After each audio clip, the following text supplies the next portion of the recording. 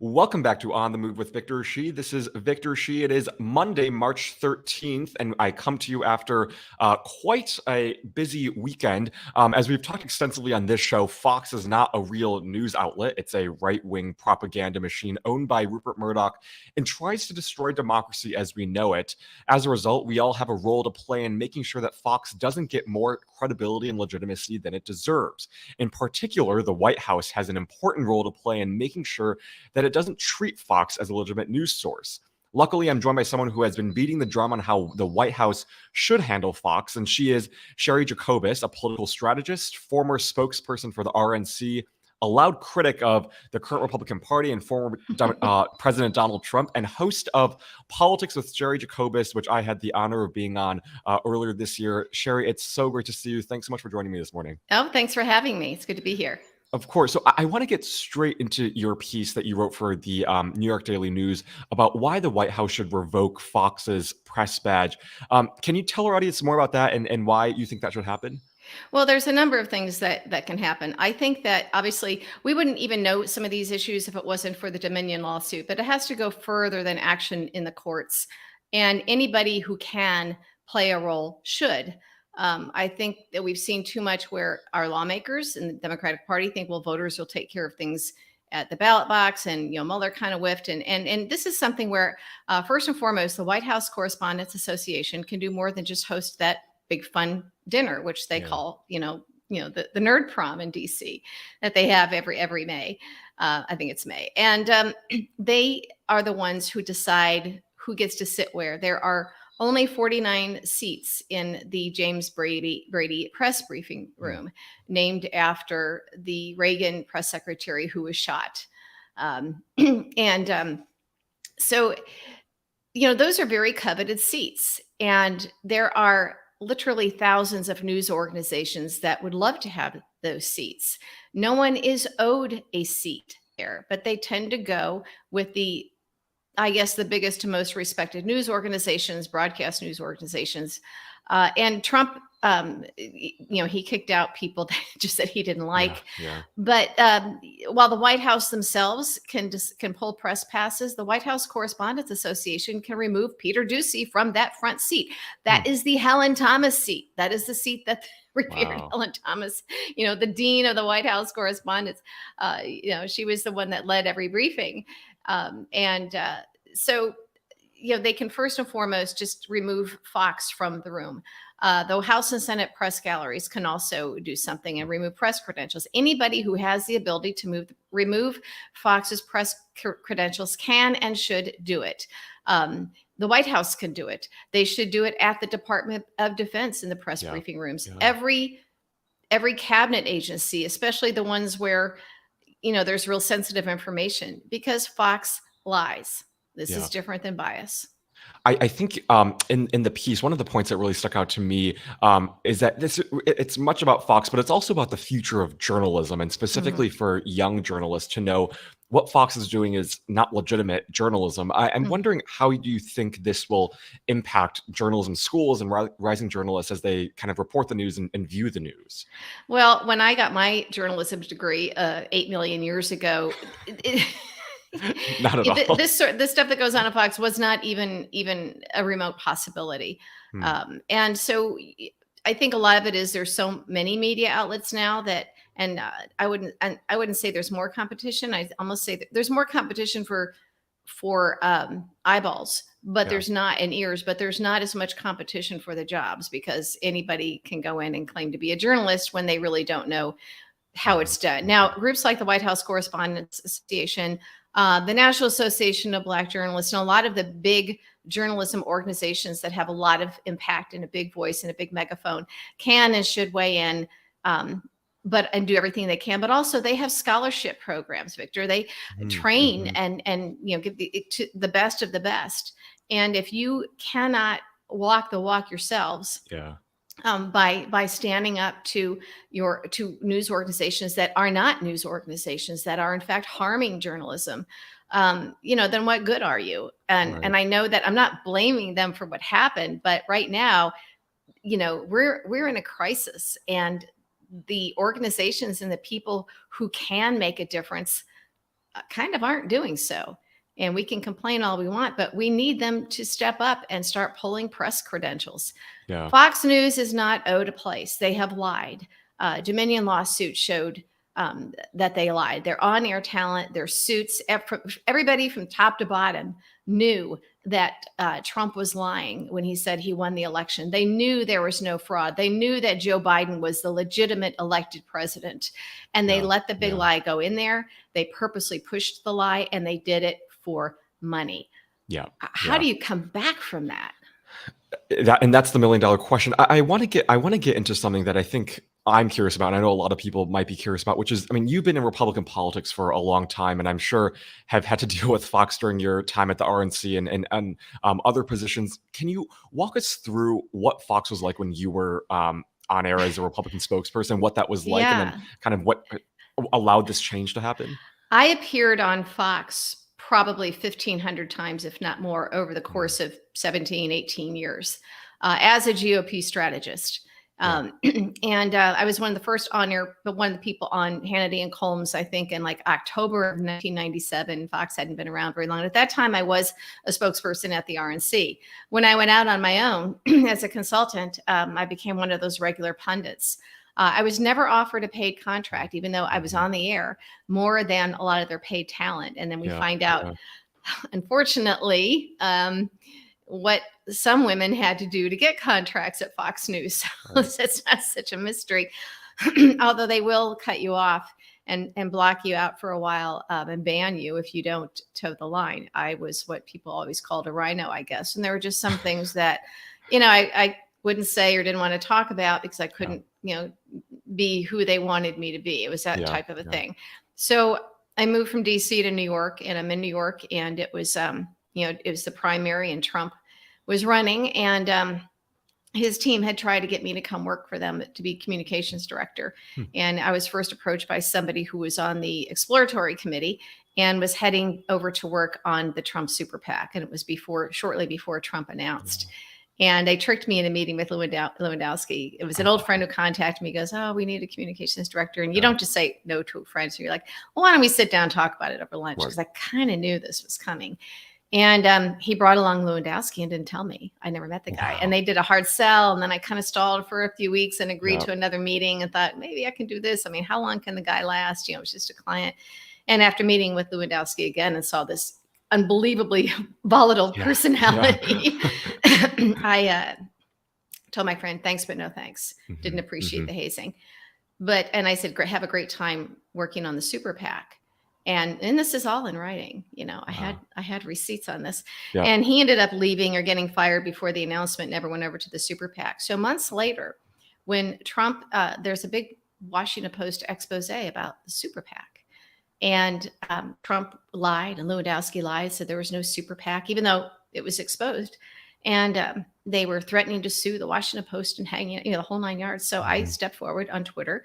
I was not the source of the story, but I do know that it was Roger Stone trying to get back at Lewandowski for pushing him out. So he was exposing this using Sam Nunberg and others to do it. He was doing, a Roger Stone, op. And so they were exposing the super PAC, saying that Trump had one, he wasn't self-funding. So I stepped forward and did some tweets and said, he has a super PAC, he's lying, he's not self-funding. And I was immediately banned by Fox. They canceled on me that day. And that day, Bill O'Reilly hopped on Gretchen Carlson's show midday, something he never does, and said, there's no super PAC, it's all a lie. They're just out to get Trump. Oh my God. And so this was October of 2015, when I knew Fox did some dirty dealings. Some of them, they all did this. And I knew there was biases, but this was their top star going on television live to lie for Trump. And Trump was only a candidate in the primary at that time. That was chilling to me. That is especially chilling. And I want to flash forward to now. What do you think allows someone like Tucker Carlson or Sean Hannity or Laura Ingraham to reach so many people, and not only to reach them, but also kind of persuade them that what they're telling them is real? I mean, the whole January 6th stuff from last week with Tucker Carlson editing his footage. I mean, you have his 3 million viewers believing what he says. I wonder what is in them that makes you think that that's even possible to believe in. They have to do it. I mean, I just told you what Bill O'Reilly did, and he was their Yeah. top star at that time, and that was 2015. And Right. we all thought that would be the end of Trump. So the media propped him up at that point, including, Jeff Zucker at CNN at that time. He was good friends with Trump. When he was head of entertainment at NBC, he greenlit The Apprentice for Trump. Trump supposedly helped him get the job at CNN. So he was doing the same thing, which in some ways was more damaging because you didn't think of CNN in those terms. Right. When at Fox News, this is, they tapped into something when they first started. And it was maybe more of a leaning left bias in the news. And they saw that there was a need for something else. Fox News is not the same now that it used to be. So when people say Fox has always been like this, they never should have been allowed on the air. They should have been sued years ago. There's a difference between bias and lying. Okay. Right. Yeah. And a big difference. And so when people are on social media saying, but they've always been this way, and it was Reagan and the fairness doctrine, it's like, no, we're not talking bias, we're talking lies. And I think it's really important to differentiate between those two things. Yeah. Fox News tapped into a need for maybe bias right of center. And they gained the trust of all of these people. And they also had lots of glitzy production. They make the women they're very sexualized, the way they dress and the way they present themselves. And if you're a pundit and you were doing all three of the cable nets, as I was for years and years, I'd be running around. There was one time when I did 5 a day. I bounced around between CNN, Fox News, and MSNBC. I was in DC. They were all close together, and it was election season, and I was at the top of my game at that time. So you could always tell the difference when you got foxified up, and we loved it. It looked great, but sometimes the hair would be too big, the lips too glossy, and and the eyelashes too big, and the lighting was excellent. But they also started putting on people who didn't really have the background. And once you start doing that, Victor, you are able to manipulate and control people. And they did this a lot with the women. Young women that were very sexualized, who maybe wanted to be models or actresses, but didn't have the political background, and they would put them on the air and hand them talking points. And that could get you a contract, and it would always be someone's girlfriend or something like that. And so there are a number of female pundits still out there floating around in the system, and go to other places who really don't have the credentials. And Fox started that. I mean, do you for those left at Fox? I mean, I think of people like Chris Starwell and other people during the election season who ended up leaving, and I think that was a good move. Do you think for those remaining at Fox News, I mean, if you could talk to them or if you could reach them, do you think it's time for them to go too? Is that one way that maybe Rupert Murdoch and the network might realize that what they're doing is wrong? Chris was fired because he told the truth about election night. He called Arizona, called it correctly, and he was fired for it because that's where all those, as we now know from the private emails and texts flying back and forth, he had to go because they wanted to drag it out. Personally, I think there should be an election night consortium for calling winners instead of trying to get it first. Or feeling obligated to hold back because that's what your viewers want. There is a media consortium that does exit polling during the day. So when it's not real close, they all know who won beforehand. They all know by, shortly after 5 o'clock who won, but they're not allowed to report it. When they report exit polling data, it's usually demographics. This is what people think. But the news at 5 o'clock, the people running that news consortium is all of the news organizations that belong. They release it to the various news organizations top secret. And on election night 2016, ABC News had a guy there who was good friends with Dave Bossie, who was Trump's deputy campaign manager. And he called them at 5:01 and said, "You guys lost. Here's where you're losing." And it was those 3 states, Wisconsin, Michigan, and Pennsylvania. And then over the course, and apparently Trump even looked at Melania and said, "We lost." So all these people had these numbers, including Paul Manafort. And over the course of the next 3 hours, just the right combination of 77, a mere 77,000 votes divided just the right way, put Trump over the finish line for the Electoral College, but losing the popular vote. And we know now from the Mueller report that previously to that, Manafort had given internal polling data to Kalimnik, who of course gave it to Putin. So Russia already knew where the vulnerable points were to be set up. And we know that there was a whistleblower who alleges that Karl Rove once told her that if a state is within 3%, you can cheat on election night undetected. A precinct here, a vote in a precinct here, a couple votes here. So that leads to a lot of questions to what really happened in 2016. So, but there, by way of explanation, there is that consortium that doesn't, that they all work together. I think it would be a good idea to have that same consortium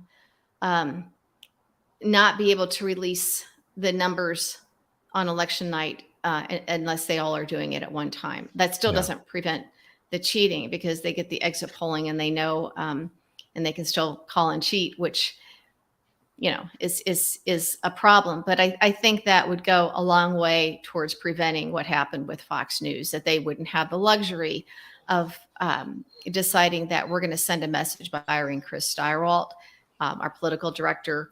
And that way everybody knows that you better not call anything on election night based on the numbers. You better make your call based on what we tell you to do.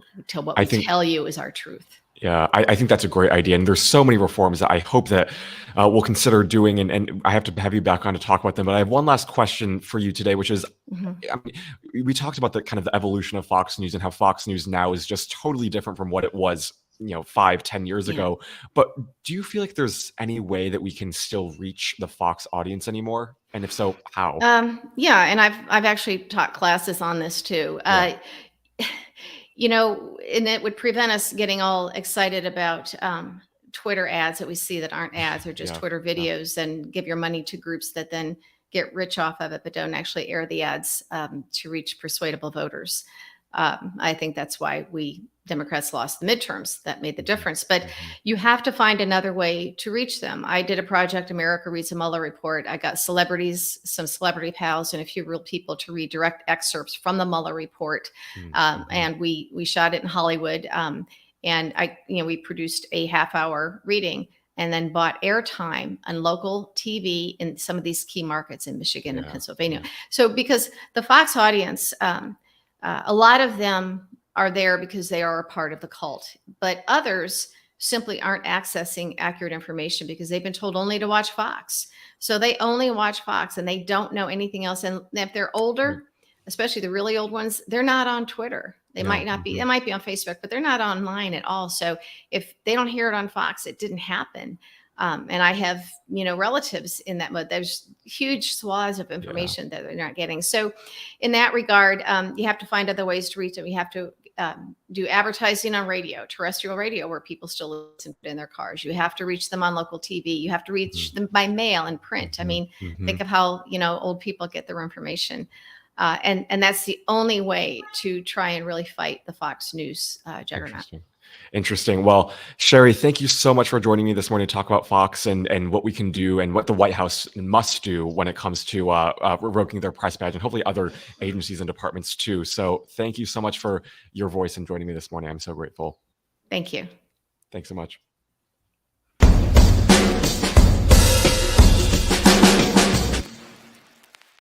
Well, that was a really interesting episode. I hope that the White House, if anyone at the White House is listening, that they will really take Cheri's advice into consideration. We really, I think, have to treat Fox as the entity it is, which is the right-wing propaganda machine. So if you haven't checked out Cheri's piece in the New York Daily News, I highly urge you to check it out. I'll post in the kind of the show notes if right after the show if you want to check it out. But it's a great piece, and I hope the White House is listening, and other agencies also take that into consideration.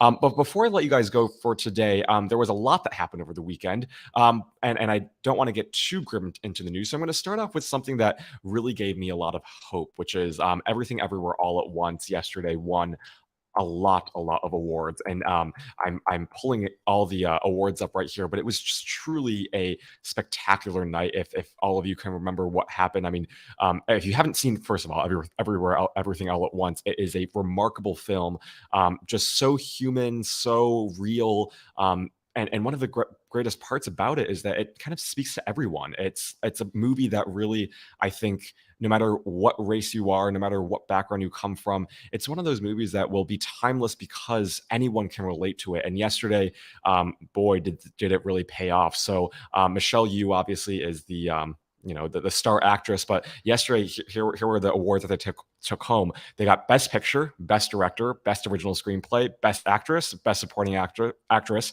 Best Supporting Actor, and Best Film Editing. I mean, they swept the entire award last night, and apparently they were, I believe, the second most, or yeah, they were the movie that got the most awards last night. I mean, it was such a well-deserved award. If any of you have watched it, let me know what you think. It was just true brilliance, and what the two Daniels did, which are the two directors, what they did was just pure magic. I mean, it was something that I never thought was possible in a movie. They made the unthinkable thinkable, the unimaginable imaginable, and it was a true masterpiece. So if you haven't checked that out, I urge you all to check that out.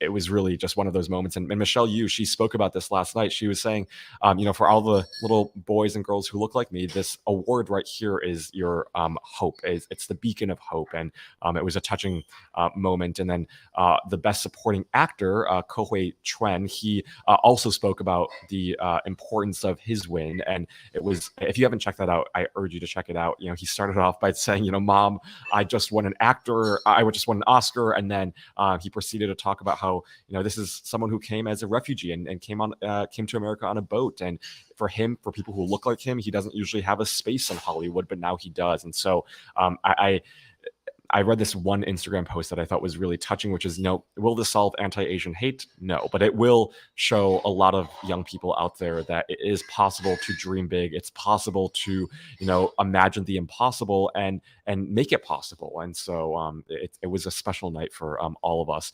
A couple of other things that I thought were interesting from this weekend. Mike Pence spoke at the Guardian dinner in Washington, D.C., and he had some harsh words about Donald Trump. He said Donald Trump, what he did on January 6th was not okay. He risked his life. He risked his family's life as a result.